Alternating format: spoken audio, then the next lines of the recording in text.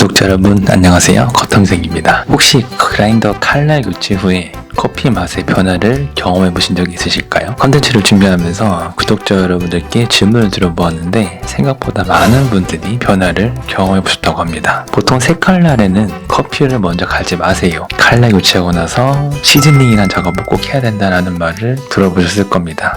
과연 그럴까요? 실제로 저도 고객 CS를 할 때 칼날 교체를 안내할 경우에는 날림 증상이 심하시면 최소 15kg에서 최대 30kg 정도 분쇄하시면 이제 칼날의 표면이 안정화된다라고 말씀을 드리곤 했었는데요. 이 시즈닝이란 용어에 대해서 좀 간단하게 설명드리면 보통 이제 커피 그라인더의 칼날 재질은 이제 주철 재질을 많이 사용을 합니다. 세공 과정에서 좀 날카로운 잔가루들이 남아있을 수도 있고 단면에 안정화가 되기 전에 좀 커피를 분쇄할 경우에 상황에 따라서는 이제 정전기가 발생하면서 분쇄 온도가 좀 심하게 날리는 경우도 발생하긴 합니다. 이거를 막기 위해서 이제 시즈닝이라는 작업을 많이들 하시기도 하는데, 그럼 이번 영상에서 크게 두 가지를 확인해 보겠습니다. 첫 번째, 과연 칼날 교체 후에 커피 맛의 변화는 있는가? 그리고 두 번째, 칼날 교체 후에 추출 세팅이 만약에 달라진다면 어떻게 대처해야 되는가를 영상으로 한번 보여드리겠습니다. 먼저 리테일 그라인더의 칼날부터 교체를 해볼 건데요. 오늘 실험을 도와줄 측정 장비는 베카의 포털이라는 장비입니다. 이 장비는 이제 올해 초에 킥스타터가 시작이 되었고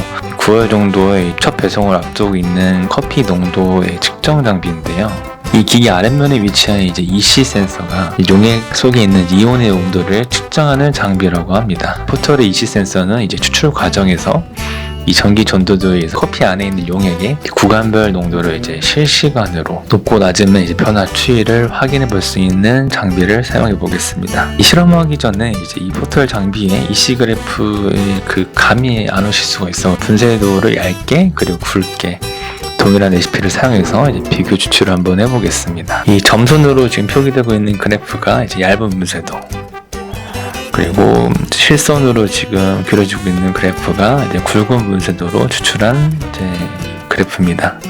둘 다 당일 레시피는 동일하고요. 지금 보시면 이 뜸들이기 구간 이후부터 이제 55초부터 추출 구간의 첫 방울의 센서가 이제 맺히면서 측정이 되기 시작했는데, 분쇄도가 얇았을 경우에는 이제 EC 센서가 이제 9.5부터 시작해서 이제 서서히 감소하는, 중반부에는 5.2 정도까지 유지되는 걸 볼 수가 있는데, 굵은 분쇄도로 추출했을 때는 이제 초반부가 7.4부터 시작해서 이제 2.5까지 유지되면서 서서히 감소하는 경향을 볼 수가 있습니다. 분쇄도의 마이크론 차이가 날 경우에는 이 정도로, 많이 날 때는 이 정도에서 적게 날 때는 0.3에서 5 정도로 이제 비교가 되는 걸 보실 수가 있습니다. 그러면 이제 칼날 교체 전부터 이제 이 벨카 포털 장비를 이용해서 측정을 한번 해보겠습니다.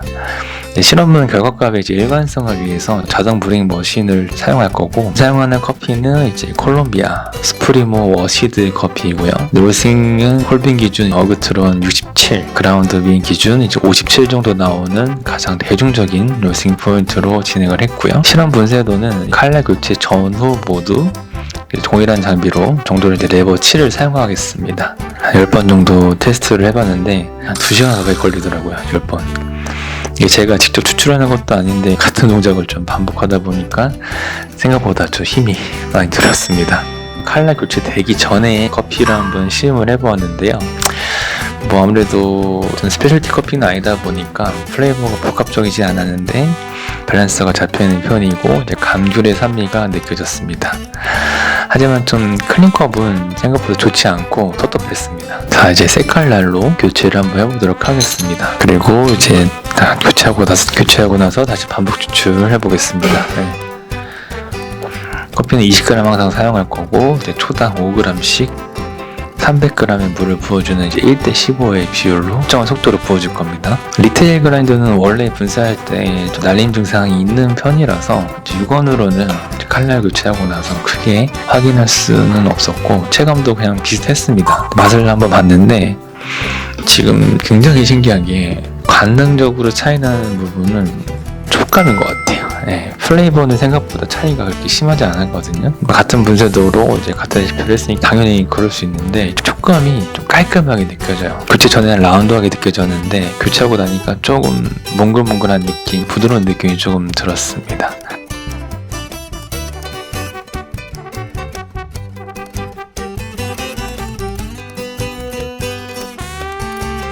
제가 실험한 그래프들을 한번 보여드리겠습니다. 첫 번째 칼날 교체 전에 추출된 10번의 그래프를 모아놓은 건데요.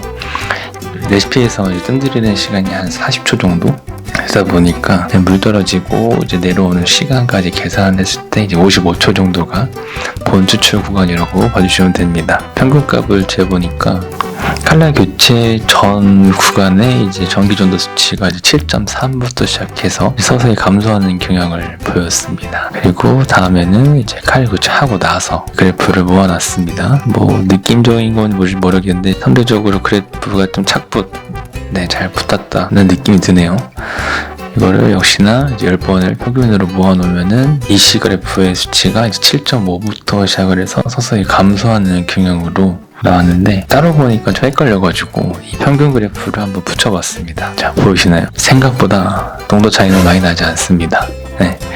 한 0.2에서 최대 0.5까지 정도 칼날 교체 했을 때 이렇게 추출되는 것으로 이제 확인하실 수가 있어요. 자, 이번에는 리테일 그라인더보다 더욱더 사용량이 많은 쉽게 접할 수 있는 이제 에스프레소 그라인더의 칼날도 교체해 보겠습니다. 에스프레소는 벨카 포털 측정은 하진 않고 상대적으로 이제 얇은 입자를 사용해야 하는 이제 에스프레소 그라인더에서는 칼날 교체했을 때 추출에 어떠한 영향을 주는지 한번 알아보도록 하겠습니다. 에스프레소는 이제 말코닉 이제 260S 그라인더를 사용해서 이제 테스트를 해보려고 했으나 하필 필요할 때 그라인더가 없더라고요. 절망하던 와중에 이제 앞에 보이시는 말코닉 신모델, 이 그라인더의 특징은 이제 260V 기존 모델이랑 칼날은 동일하지만 분쇄 조절 레버 없이 디스플레이에 원하시는 분쇄 마이크론을 입력하시면 알아서 상부부와 하부부의 간격을 조절해주는 혁신적인 그라인더입니다.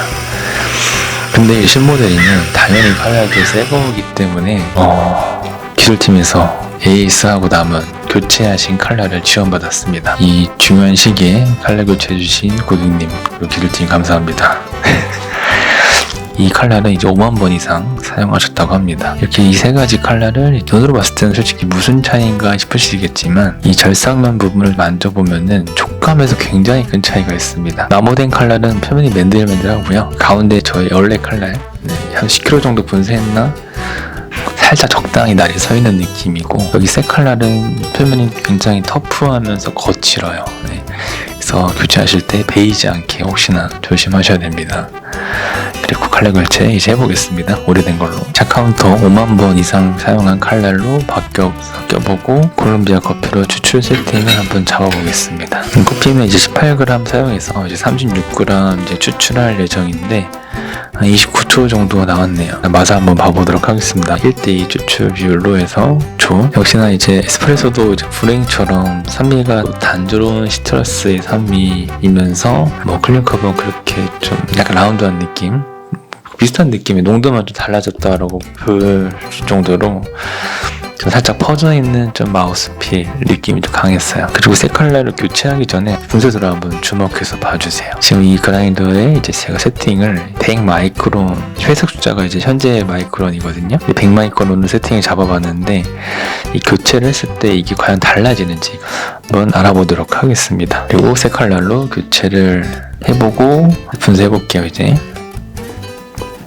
근데 지금 100 마이크론인데 교체하자마자 지금 보이시나요? 지금 뭉쳐있죠 갑자기. 딱 눈으로 봐도 추출하지 않아도 그래도 얇은 거를 좀 확인하실 수가 있습니다. 그래도 추출을 한번 해볼게요. 안 나오네요. 네, 14초가 지났는데 안 나와요. 30초 후반 정도 돼서야 추출 뻥을 외쳤던 것 같거든요. 42초. 네. 자, 20 마이크론으로 굵게 분쇄도를 다시 조절해 보겠습니다. 그리고 리텐션하고 추출을 해볼게요. 누수 나는데 너무 얇아요. 누수 나는데도 20초 다 돼가는데 좀 느리게 나오죠. 다시 굵게 130 마이크론으로 한번 해보겠습니다. 지금 레시피 똑같이 이제 18g에 36g 뽑을 건데 안 나와요. 130g도. 칼라만 바꿨는데 한약을 좀 짜내는 느낌이 드네요. 지금 더 굵어야 될 것 같아서 입자를 150 마이크론까지 굵게 한번 해보겠습니다. 이번에 안 나오면 이제 원두가 없거든요. 거의 다 썬 이 테스트 촬영이 나옵니다. 네, 드디어. 자, 50 마이크론이나 좀 굵게 진행을 하다 보니까 정상적으로 추출되는 느낌. 그러니까 레버 있는 그라인더를 비교했을 때는 뭐 분쇄도 반 칸에서 한 칸 정도 생각하시면 되세요. 뭐 제주산보다 워낙 칼날뿐만 아니라 챔버 케이스 구조가 너무 다르다 보니까 말코니 기준으로는 레버가 있을 경우에 반 칸에서 한 칸 정도는 부족게 하셔야 될 것 같아요. 네, 마셔보니까 역시나 깔끔해요, 느낌이. 플레이버는 큰 차이는 못 느끼겠는데 촉감이 몽글몽글하면서 깔끔한 느낌이 큰 차이인 것 같습니다. 자, 오늘의 결론. 칼날을 교체하시게 된다면 커피 농도의 큰 차이는 볼 수는 없었지만은 이제 분쇄 퀄리티나 이제 클린컵의 깔끔함의 차이는 있을 수가 있다. 두 번째, 이제 에스프레소 그라인더 같은 경우는 칼날 교체 직후 분쇄 입자를 좀 상대적으로 굵게 하시면 세팅 잡으실 때 좀 편하실 것 같습니다. 세 번째, 이건 개인적인 견해인데 교체하고 나서 분쇄 과정에서 날림 증상이 너무 심하지만 않으시다면 지금 보시는 것처럼 깔끔하게 분쇄만 된다면 관능적으로 크게 마찰가 되지 않기 때문에 일부러 칼날 시즈닝을 위해서 온도를 갈아내는 작업은 추천드리지 않을 것 같습니다. 요새 커피값 안 그래도 비싼데 아깝잖아요. 행복한 커피 생활 하시는데 커피 원재료만큼 중요한 게 커피 장비의 유지보수가 아닐까 싶습니다. 이번 영상이 도움이 되셨길 바라며 다음 영상에서 만나요. 감사합니다.